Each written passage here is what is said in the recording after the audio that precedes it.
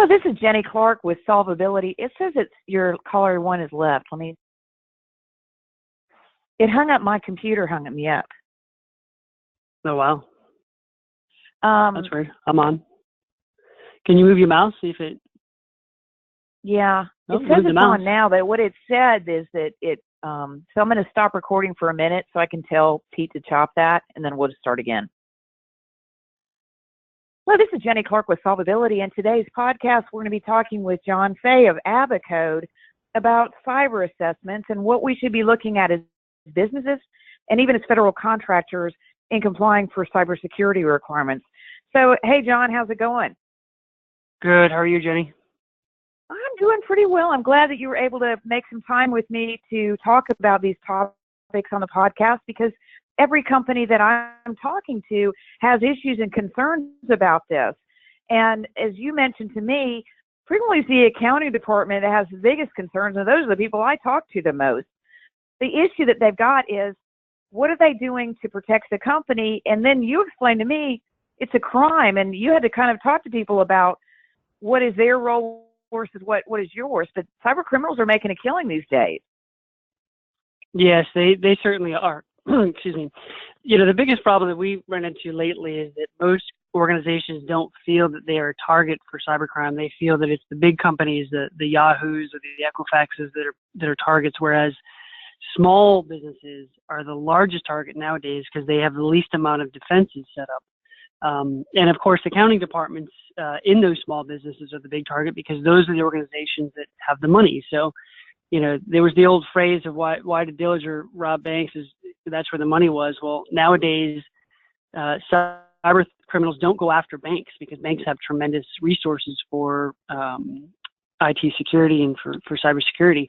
Nowadays, cyber criminals know that they can go after the easy prey and go after small and mid-sized businesses, anything from 2 to 3 employees on up to 5,000 employees. Typically don't have the proper cybersecurity in place to defend against a strategic attack. So a cyber criminal can get into the accounting department with one quick email. They can get into the QuickBooks and set up direct deposit accounts that are fake, send money into those direct deposit accounts immediately, and then withdraw that amount within 24 hours and basically rob that company blind the day before payroll needs to be run. And most companies don't have a backup plan. So it's a tragic situation that we've seen quite a lot in the last 2 months. There's been a huge surge in activity. So it's almost like the hackers are working for organized companies that have a quota at the end of the year, which we knew they were structured and organized, but we didn't think there was going to be an end of the year surge, you know, of activity. But that's just the nature of business, right? The crime hits you when you least expect it sometimes. Yeah, and I think that people are used to knowing that the accounting department has a lot of transactions that they're keeping track of, but also it has all the personnel information, all social security numbers, and a lot of other private information that needs to be guarded as well. I've talked to companies that have been advised by the FBI to make sure that their computer they're using for banking is not on the internet, or they only log into that computer when they're using it. And I know there's going to be others that come up, but I guess what we ought to go ahead and start talking about is a little bit more about Abacode. You guys are the cybersecurity experts. So tell us a little bit about what Abacode is doing and what some of the involvement you got to stay on top of the cyber issues these days. Yeah, certainly.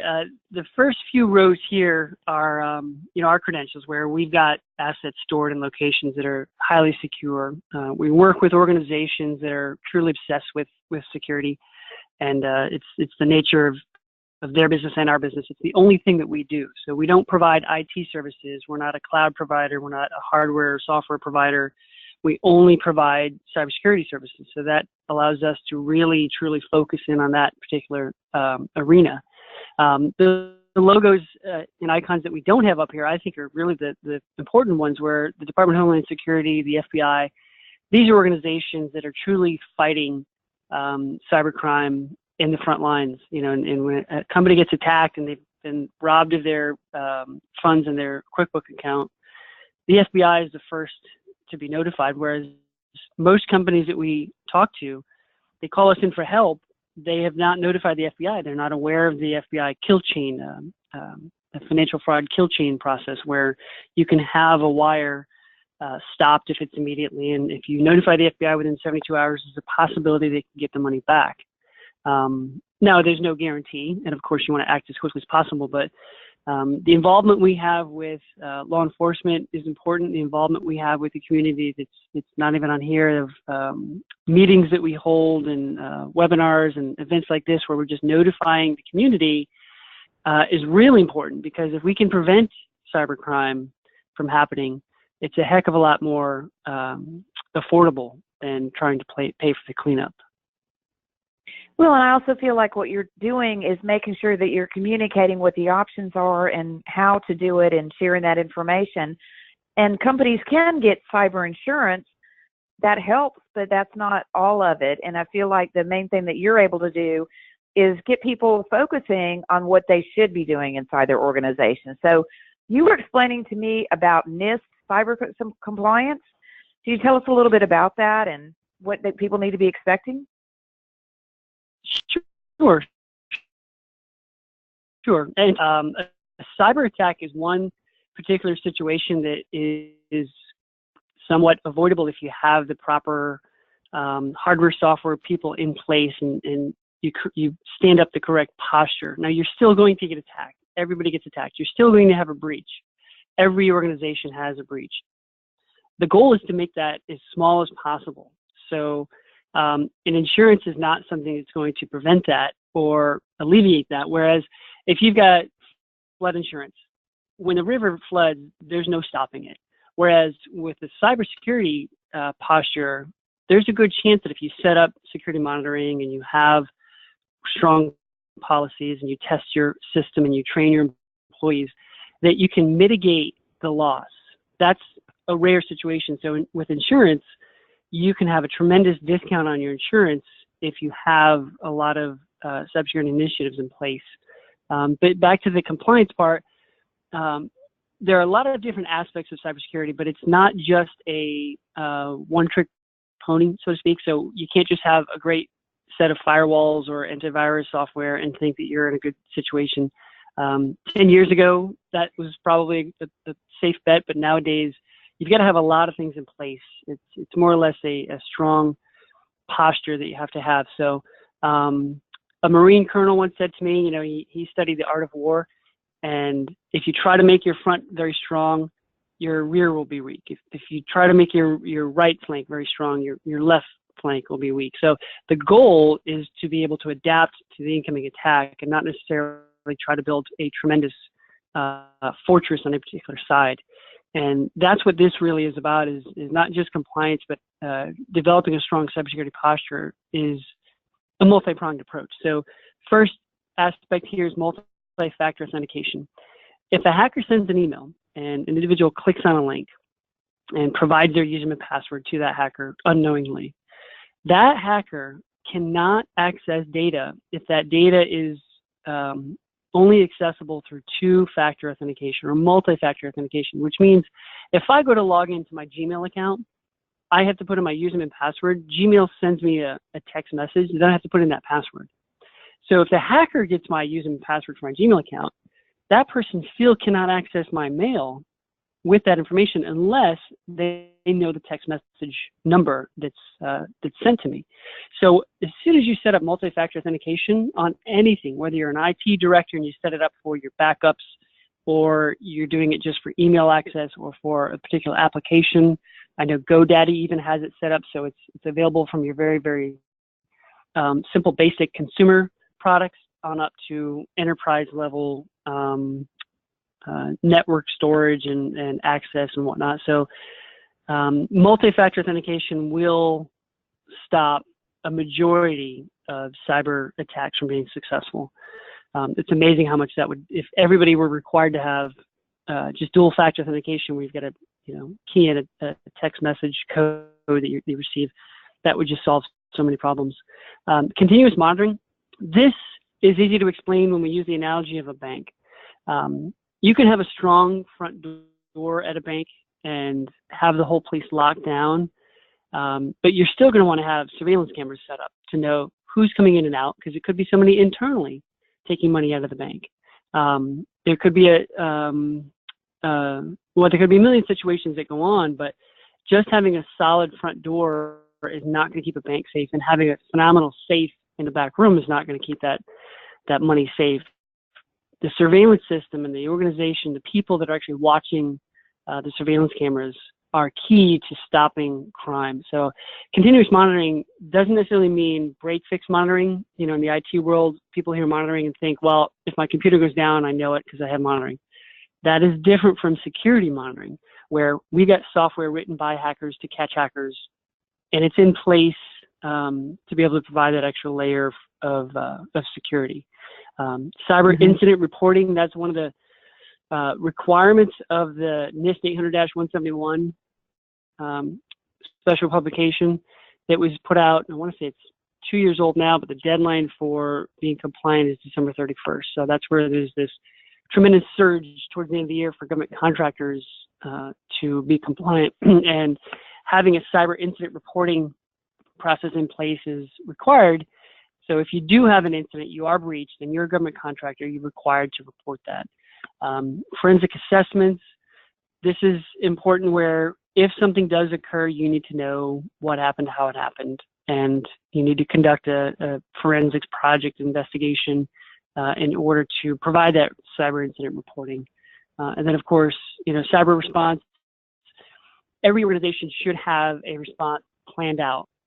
It's not if you're going to get attacked, it's when. It's not if you're going to have a breach, it's when. So when that does happen, what is your response? Is it outlined? Is it documented? Is it in black and white, where everybody knows what their role is and what their responsibilities are? Or are you just going to wing it, and if there's an attack, you're going to try to figure it out as you go? Nowadays, most companies don't even have a plan for ransomware, whereas everybody's heard about it in the news. You know, it's no secret. But still, there's the idea that it's not going to happen to me is running rampant. There's too many organizations that have that mindset. So that's really kind of an overview of the compliance.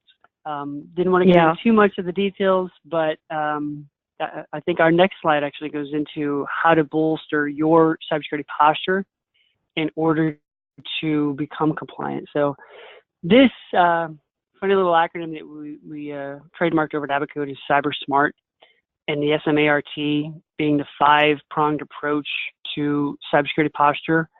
This really breaks it down in a simple manner. So folks that aren't really IT experts, I don't know if you're IT trained, Jenny, but this kind of makes it simple, right?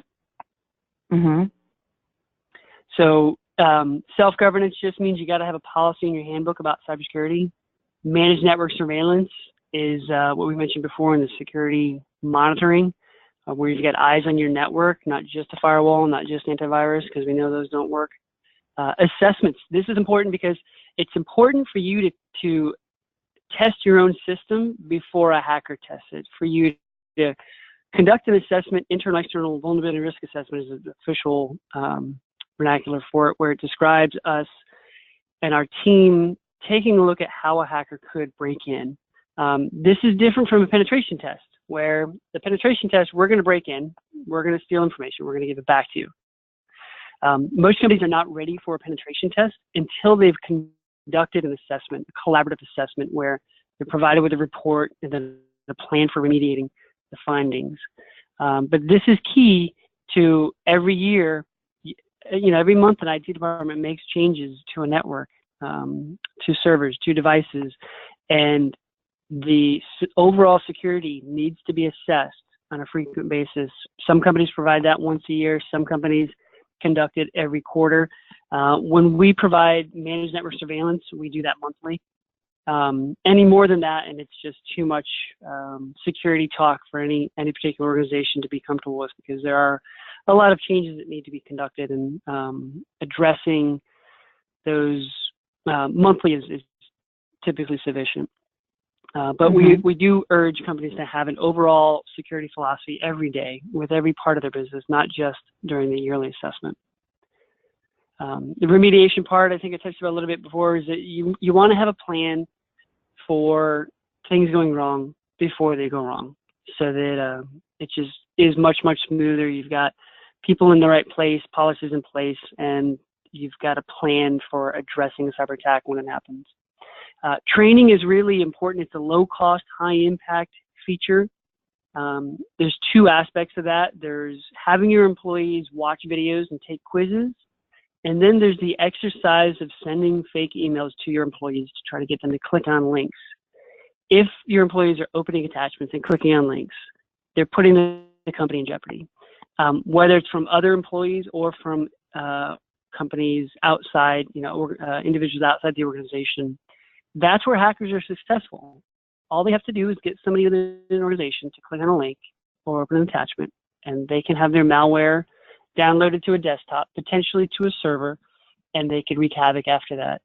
So if we could prevent links from getting through and attachments from getting through, and we had dual factor authentication, most IT and cybersecurity folks would sleep much, much better at night.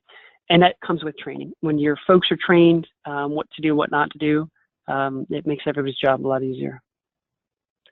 So well, now I'm looking at this list. Yeah, and looking at this list, I'm seeing that within an organization, it really spreads all the way across the organization. The self-governance, people used to say, well, the IT department's responsible for cyber, but they're such a small part of it when you consider all the people that handle financial information and privacy information, and then the company's own documents. Yeah, you make a good point, Jenny. We go into organizations and provide consulting, and a lot of times the IT director gets a little uncomfortable that we're there to do an assessment. And I always remind that person that the IT department is the central nervous system of an organization. It's the brain behind the organization. And the cyber team is the immune system. If a company only has IT folks and they don't have security folks, they don't have an immune system. They might have some antibiotics here and there, or a shot if something really, is bad. But an organization needs an immune system, separate software, hardware, people, just for keeping the bad element out. And too many times a CEO will put the cyber responsibility on the IT department, and those folks are not security experts. So it's a security issue, really. It's not an IT issue.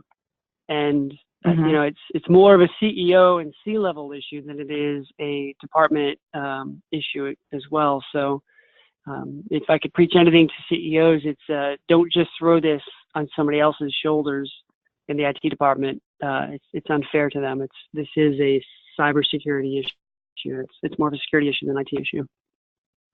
Well, and this is costing a lot of money. I mean, you've got an estimate of how much it costs companies every year, don't you?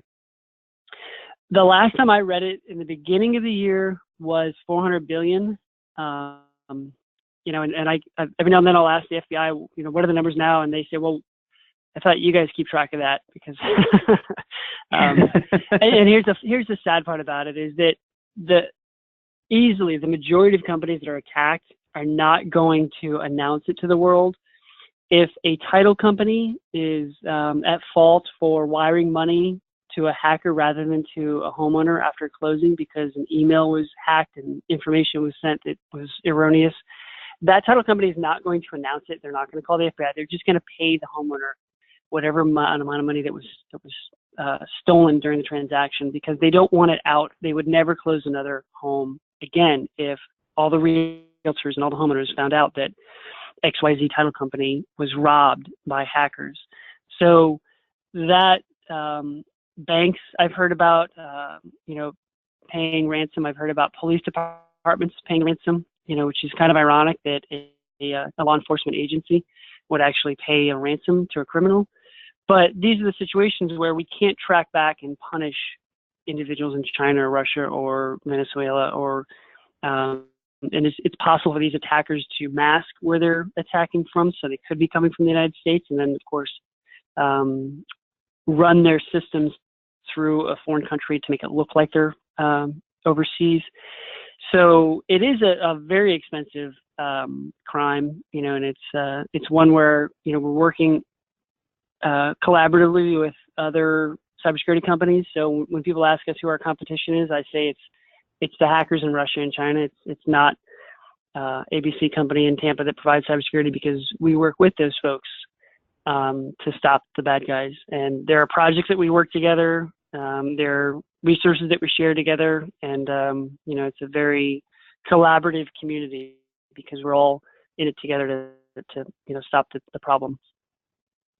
Well, it seems like it has to be, because people want to respond as quickly as possible. And when you were talking about remediation, I remembered hearing that in most IT departments, they think something's wrong, they'll immediately start restoring backups, and that's not what's supposed to happen. So it's an incident response piece that is also part of the remediation. What are you doing? How do you figure it out? That I can understand why people would just say, well, let's restore the backups and pretend nothing happened. Yeah, eventually that's going to catch up to them, because now the latest attacks are sitting idle in a network for 91 days, and they're studying the system, and then they're discovering ways to track the backups and find out how to get into the backups. And once they encrypt the backups, and then the servers, desktops, laptops, then you can't just re-image from backups, because your backups are encrypted. So the attacks of last year are going to be very different in 2018, because these companies put a lot of time and money into research and developing their product. And it is an organized industry. It's a high-tech industry. They're very incentivized. And the way that we're getting attacked today, where more and more companies are not paying the ransom, they're re-imaging from backups, eventually the hackers are going to share their secrets of going after the backups, and here's how you find the backups, and here's how you access the backups, and here's how you encrypt them. When an organized crime entity figures out a solid attack, they sell that attack to other organizations. So they make money off of attacking. They also make money off of the tool they came up with to do the attack. So it's a dangerous entity. It's a dangerous industry. So you can get hurt more than once. And not only can you have your QuickBooks money robbed, but like you had mentioned, while they're in there, they copy all the date of birth, name, social, address, of the individuals in QuickBooks, and then they can, open a credit card or buy a car, in somebody's name. Identity theft is usually the crime that follows CFO crime, or the crime that hits the accounting department. Typically has a domino effect, and eventually those employees within 90 days are victims of identity theft. So it's a big problem. It's not going away anytime soon. Well, I'm glad you're keeping track of all this for us. John, I'm looking forward to having you at the Florida GovCon Summit, which is February 28th and March the 1st in Orlando, and you'll be talking about a number of these issues and able to meet with people and give them some more information. But for right now, what's the best way to contact you? I would say just pick up the phone, do it the old-fashioned way. Call the number here on the screen, 813-324-2754. That's going to ring me at the office while I'm there, and it's going to follow me to my cell phone if I'm out of the office. And we're available morning, noon, and night. So there's usually never a good time to be attacked, in a cyber situation. And there have been times where we've set up arrangements on a Friday, had boots on the ground on Saturday to help an organization. So hopefully companies are preventative, but we've known human nature long enough to know that most organizations operate like people, and people are more reactive than proactive. So if somebody does have a reactive situation, they need to get a hold of us immediately. They're welcome to. And if they want to try to put things in place to prevent an attack or to mitigate an attack, we're happy to set up training, policy development, security surveillance, assessments. And we work with companies from 2 employees on up to 10,000. So, we have taken pride in the idea that we will treat a very small business as well as our largest client. And, we're here to help. Well, I guess the biggest thing that's coming on with the federal contractors that I'm working with is all of these standards are being implemented inside contracts with the DFAR, and there's a deadline of that for December 31st, 2017, and people keep saying, well, I don't know how they're going to know what I did, or I don't know how they're going to take away contracts from me or anything like that, but that's one of the reasons that the requirement inside the government contracting is that they have assessments, and that's really one of the areas that you work with the most, isn't it, John? It is, especially in the past quarter, where the NIST 800-171 regulations that require a company to be compliant. Most organizations haven't done an assessment by either an inside individual or a third-party organization to provide a check and balance.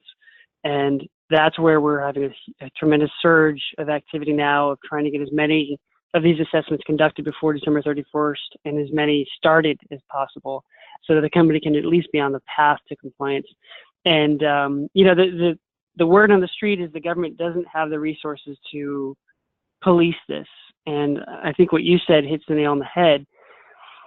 If a company is awarded let's say, $10 million contract, and their competition really feels they should have won the award, and then they protest and mention that the company that won the award is not NIST 800-171 compliant, they have not conducted an assessment, there's a good chance that the company could lose a contract or a portion of that contract if they have done no assessment at all and they can't show any sort of path to compliance. So, yeah, my concern is if I were a government contractor and 100% of my revenue came from the U.S. government and I did not conduct an assessment and my competition protested, I'd be in the hot seat. So that's one where we will police each other, as government contractors. They don't need to have a specific department or agency or entity to go out and check on this. The protest arm of government contracting will probably keep us all moving towards compliance. Well, I think that makes sense. The other thing that I could see is whenever I talk to my federal contracting clients, I talk about what sets you apart from your competitors. And there are certain benchmarks that I'm looking for. I've got a list of about 20. And if you're a small business and you're going to a large prime contractor and saying, Boeing, Lockheed, Raytheon, I have these qualifications, I'm a small business, I've got this past performance, you should be working with me, that's great. But when they do their risk assessments to even decide if they're going to bring you on as a possible preferred vendor or bring you on for a team, they're highly risk averse. And so you're going to find yourself locked out of the market with your own clients because they'll enforce it very quickly. There's usually reps and certs, representations and certifications inside proposals that have to respond to that. I also would expect to see this in the system for award management in the certification sessions as they come up. So you're right that we're going to see the market move this in the direction it needs to go because you're not going to be competitive or you're not going to be trusted as a partner. And that's a huge part of a reputation for a company, especially in this highly competitive federal market. So, hey, John, thanks so much for talking to us about what you're doing and looking forward to hearing more about what's going on in this area at the Florida GovCon Summit, February 28th and March the 1st. And we're really going to be focusing on targeting and teaming and how companies can differentiate their GovCon business. So, John, thanks so much, and I look forward to talking to you again soon. Thank you, Jenny. Same here. All right. Bye-bye. Bye now.